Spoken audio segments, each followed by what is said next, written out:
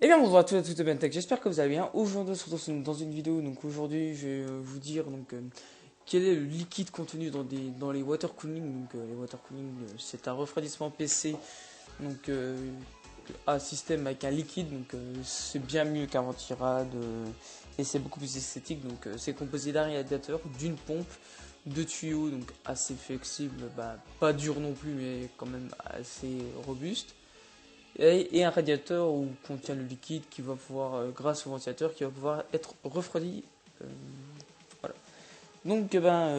Avant que la vidéo commence, n'hésitez surtout pas à vous abonner parce que des petites vidéos comme ça, donc on parle de choses diverses, par exemple, je sais pas moi, mais des choses diverses qu'ils ont comme ça, comme par exemple celle-ci. Donc là, donc là, en gros, je vais répondre à la question. J'ai bégayé un petit peu, excusez-moi. Donc là, du coup, quel est le liquide contenu dans les water cooling?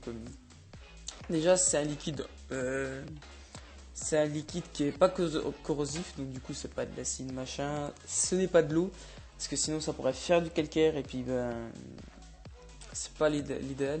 C'est un liquide pas épais non plus, mais en fait c'est un liquide un peu thermique si vous voulez, ça conduit la chaleur, donc c'est un liquide assez épais, anticorrosif, c'est pas de l'eau. Donc déjà en fait dans les tubes, déjà vous voyez bien le socle, en fait c'est du cuivre, donc du coup le cuivre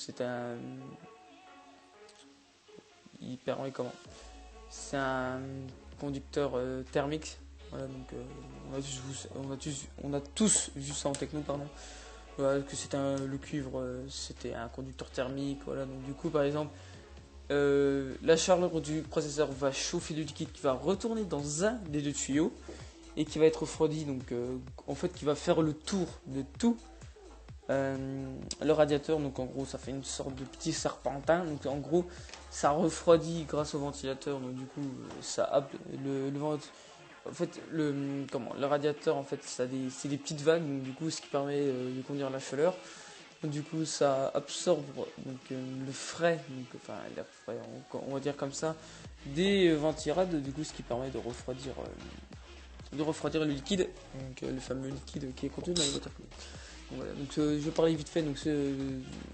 Les water cooling sont plus utilisés pour des processeurs de très haute gamme, ceux qui sont plusieurs cœurs, etc., qui sont overclockés, machin. Donc voilà, ils sont souvent utilisés pour ça. Sinon après, un petit ventilate bicoil pure rock, et ça fera bien parfaitement l'affaire. Fera parfaitement l'affaire, pardon. Donc voilà. Donc pour revenir au liquide, ce fameux liquide, il passe dans les tuyaux, il est chauffé grâce au processeur. Enfin, en fait, c'est le liquide froid qui entre en contact avec le processeur via la pâte thermique et puis via le water block. C'est ça, c'est cette grosse partie. Donc voilà. Le processeur dégage de la chaleur. Cette chaleur qui est absorbée par le liquide froid. Donc du coup, le liquide froid devient un peu plus chaud vu que du coup la chaleur a été absorbée. Donc du coup, ce qui permet de refroidir le processeur avec l'eau froide. Enfin, c'est pas de l'eau froide, mais c'est quand même. Enfin, c'est pas de l'eau, c'est un liquide, mais il refroidit quand même le processeur. Donc voilà. Donc je pense que c'était une petite vidéo très courte, mais bon voilà, j'ai dit que ça n'a pas vraiment de nom, mais pour les water cooling custom, en fait, il y a une sorte de liquide qui est vendu, voilà. Il y en a qui sont assez épais, il y en a qui sont quand même pas. Voilà. Enfin, pour les water cooling custom et les water cooling comme ça, c'est pas du tout pareil. Ça, c'est un liquide qui est pas du tout épais, donc voilà.